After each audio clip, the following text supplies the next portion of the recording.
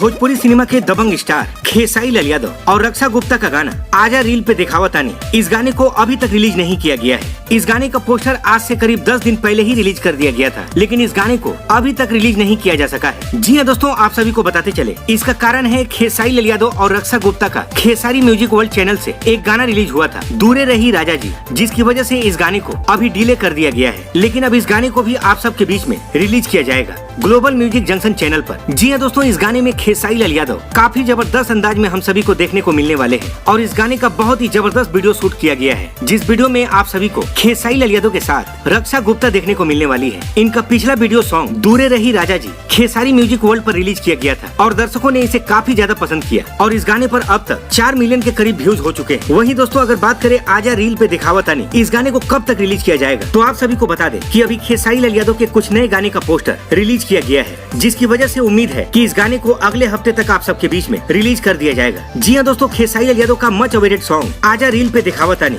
अगले हफ्ते तक रिलीज कर दिया जाएगा, जिस गाने में एक बार फिर से आप सभी को खेसारी लाल यादव और रक्षा गुप्ता की केमिस्ट्री देखने को मिलने वाली है। तो दोस्तों, हमें कमेंट करके जरूर बताएं कि आप इस जोड़ी को देखने के लिए कितना बेसब्री से इंतजार कर रहे हैं। भोजपुरी की हर लेटेस्ट अपडेट पाने के लिए हमारे चैनल से जुड़े रहें। मिलते हैं इसी के साथ अगली वीडियो में, तब तक के लिए जय हिंद।